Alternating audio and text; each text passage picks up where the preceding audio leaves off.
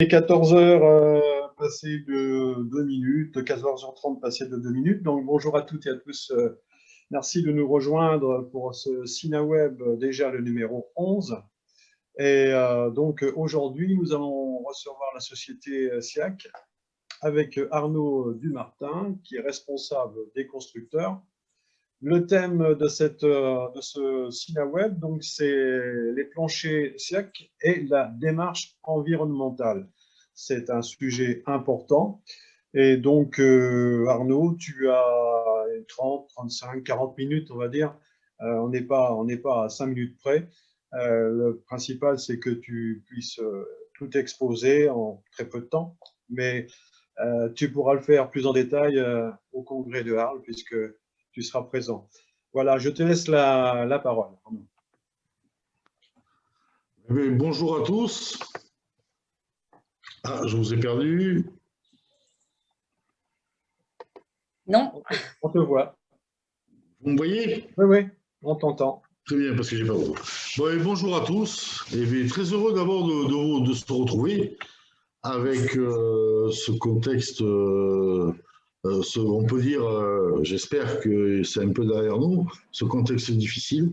C'est toujours un plaisir de retrouver la Sinamon. Pour ceux qui ne me connaissent pas ou peu, je me présente en 2 mots. Je suis Arnaud Dumartin, je suis le responsable des constructeurs et du partenariat au sein de la SIAC. Pour ce SinaWeb, j'ai souhaité vous présenter nos démarches environnementales parce que c'est un peu d'actualité avec la RE 2020 qui arrive et qui est repoussée encore de quelques mois, mais qui arrive. On n'a pas encore tous les moteurs de calcul, surtout en ce qui concerne l'environnement. Au niveau du bio, on sait ce qu'il en est. Donc j'ai essayé de vous faire une présentation qui regroupe un peu nos réponses à ces nouvelles exigences. Voilà. Donc je vais commencer par vous présenter la société SIAC. Donc la société SIAC a été créée en 1962 par une famille. C'était la famille, c'est toujours la famille Guiraud. C'est toujours la famille Guiraud qui est à la tête de la société. Depuis 1855, la famille Guiraud fabriquait des tuiles, des briques, des briquettes. Était connue pour la marque Guiraud Frères, surtout dans le Grand Sud-Ouest. La briquette, il s'en vendait un peu partout en France, mais c'est surtout la tuile qui était, pour la tuile et la brique, qu'on était connus dans le Grand Sud-Ouest.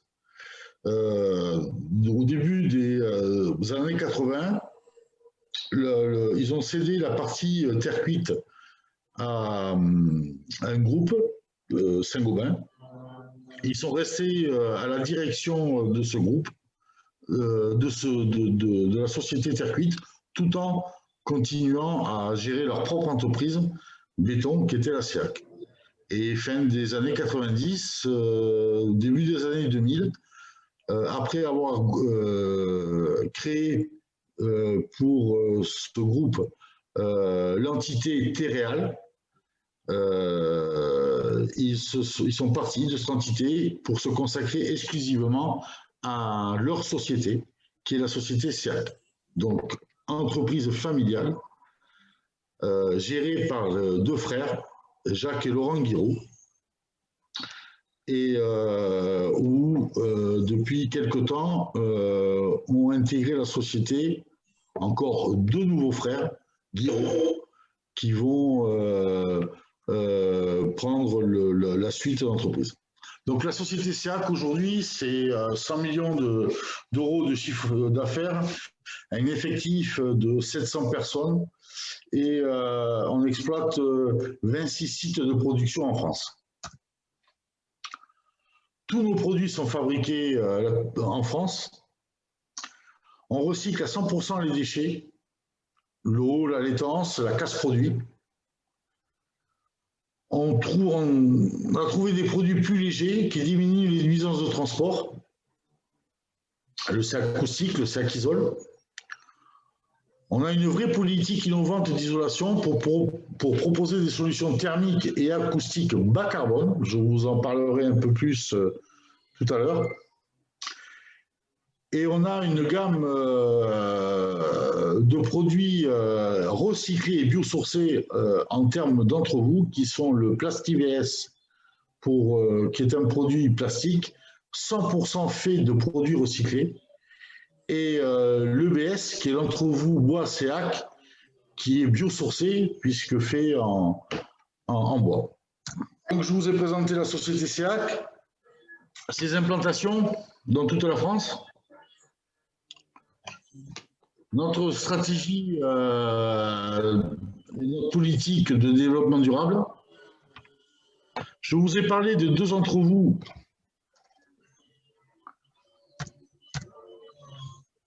Un biosourcé qui est l'EBS, l'entrevous bois CEAC, et l'autre qui est le PlastiVS qui est fait 100% en matière recyclée. Nos produits, comme je vous l'ai dit tout à l'heure, sont fabriqués en France. D'ailleurs, tous nos produits sont fabriqués en France. J'insiste là-dessus. Le PlastiVS, donc je vous le répète, ou c'est peut-être pas la peine maintenant parce que je vais vous gaver, mais bon, c'est fabriqué en France, 100% à base de matière recyclée. L'avantage de ce produit, c'est que par son concept, on va réduire fortement les déchets sur chantier. C'est un produit ajustable et modulable. On va réduire aussi le carbone du transport puisque 100 mètres carrés de plancher représente une palette. Donc, après, tout ce qui en déduit, le stockage réduit et vraiment simplifié, quoi. Et toutes les découpes sont réutilisables. L'EBS part du même principe, à part que lui, sa matière, c'est le bois. Donc, il stocke le CO2. La rupture thermique est facilitée. Il a une excellente résistance à l'humidité. Et il est en classement A+, très faible émission de composés organiques volatiles. Il a une certification bois de provenance de forêt à gestion écologique. C'est des produits qu'on a voulu vraiment avec des exigences très fortes pour respecter notre positionnement dans le développement durable.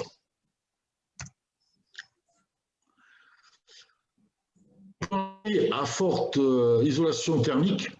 Alors là, ça concerne plus la RE 2020 avec la RE 2020 et surtout sa partie thermique où le Bébio en a pris un coup, quoi. Donc, on est fabricant, on a nos propres usines d'entrevous polystyrène et on a développé des entrevous exclusivement moulés plutôt que découpés, puisque dans le polystyrène, il existe deux process, dans les entrevous polystyrène, il existe deux process de fabrication. Soit l'on vient découper dans un bloc de polystyrène avec un fil chauffant le profil de l'entrevous, soit on injecte dans un moule la bille expansée. L'avantage de l'entrevous moulé, c'est qu'il va être, beaucoup plus résistant pour y marcher dessus, puisqu'il est plus compact, et deux, on va pouvoir réduire un peu sa languette qui détermine son UP, donc son R, qui va se trouver sous la poutrelle. Vous voyez bien l'exemple sur la photo.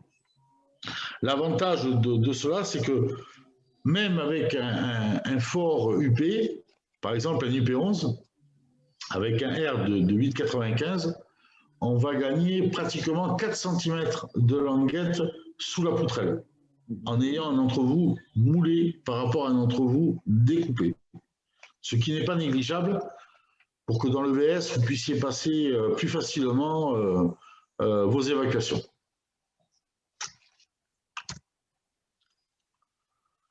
Le toiture terrasse. Alors ça, c'est quelque chose qu'on parle depuis un moment. On était même un peu en avance. Ça fait plus d'une dizaine d'années qu'on développe cette solution.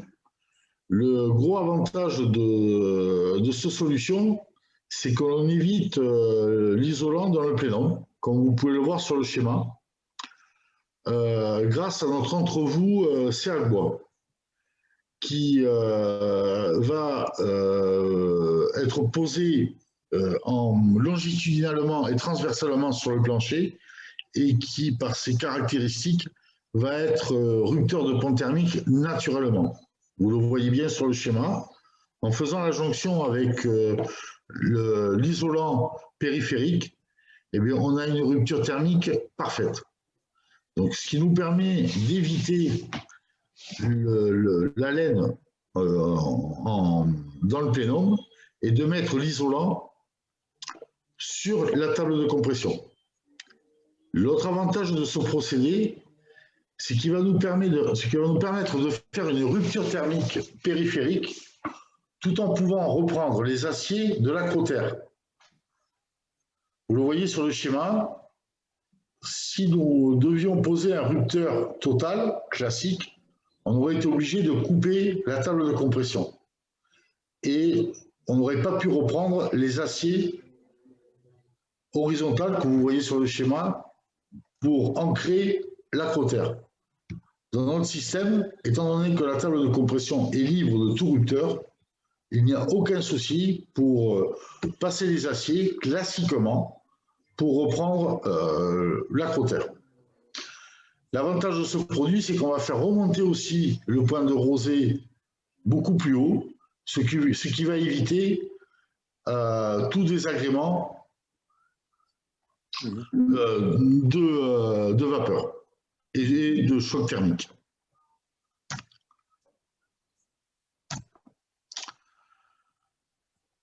On a fait une simulation avec un logiciel qui s'appelle Trisco. On est parti avec une isolation de 120 mm. Le logiciel Trisco est un logiciel de bureau d'études thermiques qui permet de simuler le comportement des isolants en fonction de leur mise en œuvre. Donc là, on est en position toiture terrasse. Vous voyez sur le schéma avec le plancher, la sous-face plâtre, la table de compression au-dessus et l'isolant. Vous avez la plaque de plâtre, l'isolant dessous et par-dessus, vous avez l'isolation. Donc, on est parti sur une liane de verre de 45 mm en plénum. Voilà ce que nous donne Trisco. Le premier schéma, avec la laine de verre dans le plénum, on a le positionnement d'un point de rosée. C'est le petit trait rouge. C'est normal, puisque la poutrelle va emmagasiner du froid de l'extérieur sur son appui, et en lui posant une laine de verre dessous, on va créer un choc thermique. Dans le schéma à côté, on a enlevé la laine de verre du plénum, on a posé un serre-bois en périphérie dont on a créé la rupture thermique, et là, le phénomène ne se produit pas. Donc, on a relevé le point de rosée et on n'a aucun risque d'apparition de tout ce qui est désagrément des points de rosée, moisissures et compagnie. Et l'avantage par rapport à l'ARE 2020 environnement, c'est qu'on évite une laine de verre en sous-face.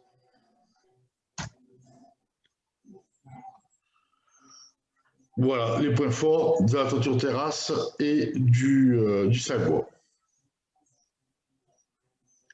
Et en plus, le serre-bois reste quand même dans les entrevous allégés, l'entrevous le plus solide. Le CA Climat. Alors, le CA Climat, c'est notre solution de chauffage intégrée dans la table de compression. Alors, vous allez me dire, en quoi répond-il à la norme, à notre politique environnementale? Eh bien, tout simplement, en incorporant le système de chauffage dans la table de compression, on évite une chape supplémentaire et un isolant supplémentaire. Et comme dans la norme environnementale, il va falloir faire très attention aux surépaisseurs de béton, puisqu'on va nous demander de moins consommer de béton. L'avantage de ce système, c'est que on évite la chape anhydrite, la chape liquide plutôt. Ouais. Voilà. Ce qui n'est pas négligeable quand il va falloir calculer le CO2 d'une maison. Donc, c'est dans notre démarche environnementale. Les points forts du CA Climat, c'est que on a développé un système, alors c'est notre propre système, hein, avec un qui nous permet de réduire énormément l'apparition de boue dans les tuyaux. Au bout d'un certain nombre d'années, on voit que la boue commence à se créer dans les tuyaux, ce qui bouge, ce qu'il faut nettoyer. Le multicouche chalut permet de réduire énormément ce phénomène de par sa matière. Et aussi par rapport au polyéthylène, on commence à avoir des FDS et on le sait plus vertueux que le polyéthylène en termes de carbone. Et aussi, l'avantage, c'est que dans ce système, on réduit l'inertie aussi, puisque c'est la table de compression qui va créer l'inertie du plancher.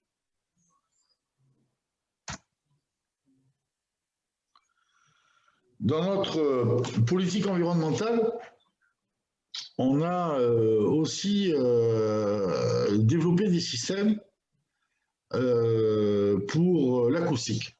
Alors, ça ne concerne pas la maison individuelle, ça va plutôt concerner le collectif et le tertiaire aussi, puisque les bureaux sont concernés aussi, les magasins en acoustique. L'acoustique, dans le collectif, on est bien placé pour le savoir, puisqu'on est aussi fabricant de structures pour le collectif, type prédale, était traité par la masse, par l'épaisseur de béton. Depuis un certain nombre d'années, les acousticiens, les bureaux d'études ont essayé d'affiner cette réduction de bruit. Et ils ont pris aussi en considération dans leurs calculs, et parce qu'il y a eu des essais du CSTB, l'effet masse, mais aussi l'effet ressort, qui sont amenés par les laines, le polystyrène, et dans la norme comme je vous disais tout à l'heure, pour répondre aux émissions de CO2, il va falloir réduire aussi nos épaisseurs de béton. Une dalle pleine de 20 cm de béton, ça fait son poids. Ça fait aussi du transport de béton, par un système de plancher ourdi, on en revient comme ce tableau, à réduire la table de compression, l'associant avec un entrevous, on va aussi bien traiter le bruit aérien par la masse et par le ressort, ce qui va donner de meilleures performances. Et surtout, on va alléger les planchers. Une dalle pleine doit faire à peu près 500 kg. Un plancher ourdi fait 250 kg. Quand vous faites une descente de charge sur un petit collectif, en sous-œuvre, c'est-à-dire en fondation, que ce soit des pieux ou des fondations linéiques plutôt, c'est pas du tout la même quantité de béton qu'il va falloir. Donc, on va économiser du béton. En économisant du béton, on va réduire les émissions de CO2. C'est pour ça qu'il est tout à fait pertinent, et on le voit depuis que on met en avant ces solutions. Déjà, on répondait à certaines études de sol où les sols étaient très difficiles, et en réduisant le poids du bâtiment de 250 kg au mètre carré, on réduisait aussi les fondations. Donc, même sur des terrains difficiles, on peut se permettre de faire du collectif en R+2, +3. On a des exemples, même R+4.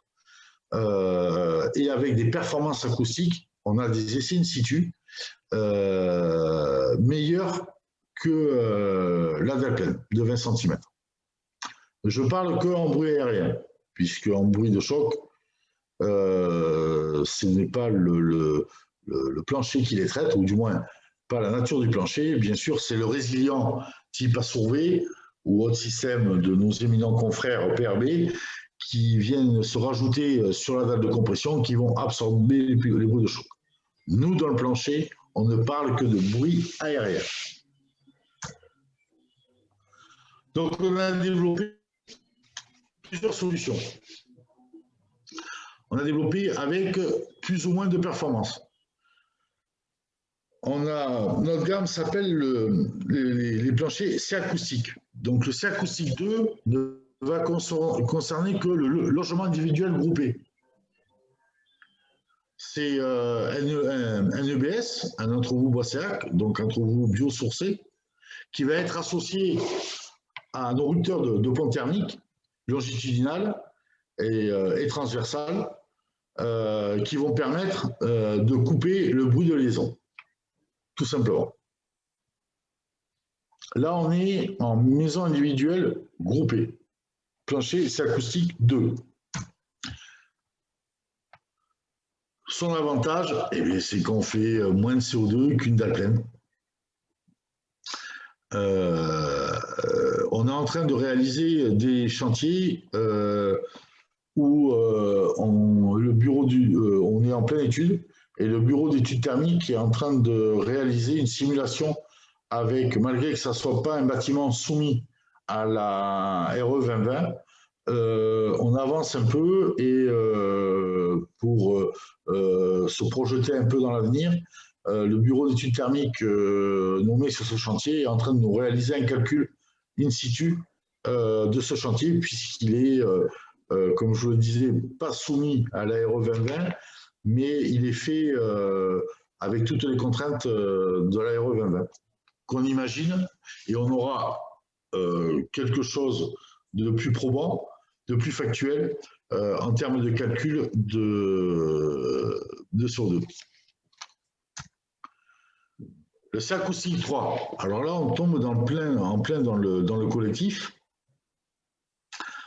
Donc sur le schéma, on vous met le résilient pour le bruit de choc, mais nous on ne livre pas le résilient, on livre tout le reste, à part la table de compression bien sûr, qui est le béton qu'on vient couler par-dessus. Donc là, on repart sur le système plancher C-acoustique 2, à part qu'on y vient y rajouter des rupteurs de stop terme, feu, puisque là, on est dans le cadre du collectif. Donc, il faut aussi qu'on traite son comportement au feu. Tous ces planchers répondent aux normes acoustiques sans aucun souci.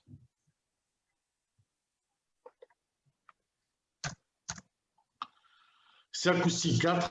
Alors celui-là, c'est vraiment pour les hautes performances acoustiques, puisque dans le plénum, on vient rajouter une laine minérale. Alors quand je dis on vient rajouter, c'est pas nous, hein, c'est le plaquiste, avant de poser sa plaque de plâtre, on vient rajouter une laine minérale et on change l'entrevous. On n'est plus en EBS, on est en sac bois qui, lui, a sa réhausse polystyrène, ce qui permet d'amener un air supplémentaire et une résistance, un comportement acoustique supérieur à l'EBS. Lui, son domaine d'utilisation va être le collectif, oui, quand on va rechercher vraiment à rabaisser les bruits aériens, mais plus au tertiaire, puisque associé avec une plaque de plâtre, une BA18, pour les hôpitaux, pour les magasins, tout ce qui est contraint en termes de feu. C'est pour ça une BA18 ou une BA15 de feu. On va vraiment être au-dessus des normes acoustiques du logement collectif et plus être dans les normes acoustiques des établissements recevant du public. On vous reparle de notre système chauffage intégré dans la table de compression parce que tout simplement, avec le C-Acoustic 4, on peut, à l'étage, venir poser un chauffage intégré un chauffage au sol intégré dans la table de compression. Puisque entre vous, le sac bois, avec sa réhausse polystyrène, permet l'accrochage des systèmes de chauffage. Et a aussi un pouvoir isolant, ce qui évite les déperditions du chauffage à basse température. Donc ça permet dans du collectif, tout en étant en basse température, tout en minimisant le poids du plancher, de faire un chauffage au sol. Et bien sûr, comme je vous l'ai présenté dans le C-Acoustic 4, il conserve ses caractéristiques acoustiques. Voilà, je vous ai présenté toutes nos solutions pour l'instant en termes d'environnement. On réfléchit et on a le service recherche et développement de la SEAC qui planche dessus sur d'autres solutions. On anticipe.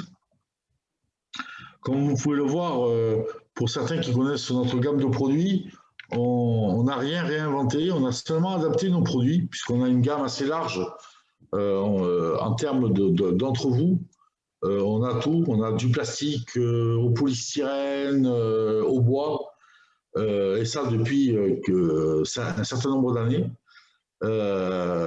Donc, on a fait des solutions en fonction, bien sûr, de l'ARE 2020, qui nous a permis de pas mal répondre à ces exigences et qui va nous permettre de répondre à ces nouvelles exigences. On a vraiment de la marge. Voilà, merci pour votre écoute et plaisir de se voir à Arles, si c'est notre prochain rendez-vous. Très bien, merci. Merci à toi Arnaud, c'est vraiment l'exactitude d'un militaire, puisque nous terminons, il est 15 h. Donc je reconnais un peu le militaire en toi, que tu es. Donc rendez-vous en Arles donc, à partir les 20, 21, 22 octobre pour notre congrès national. J'en profite pour dire aux adhérents qui sont présents que les dossiers d'inscription vont vous parvenir la semaine prochaine pour donc, ce congrès. Donc c'était donc le SINAWeb numéro 11. Nous allons nous arrêter, nous reprendrons les SINAWeb à partir de septembre. Et ensuite, on essaye de se voir en présentiel, bien entendu, en espérant que l'on pourra le faire pour ce deuxième semestre, parce que ça commence à nous peser sérieusement. Voilà, donc je te remercie. Je remercie ceux qui nous ont suivis et je leur donne rendez-vous sur notre site où vous pouvez avoir tous les SINAWeb précédents. Il suffit d'aller sur le site et après vous êtes orienté sur la chaîne YouTube où vous pouvez avoir le numéro 1 jusqu'au numéro 10 et ce SinaWeb sera en ligne, je pense, fin de semaine prochaine. Voilà, merci. Bonne fin de journée à toutes et à tous. Au plaisir de vous revoir. À bientôt. À bientôt, au plaisir.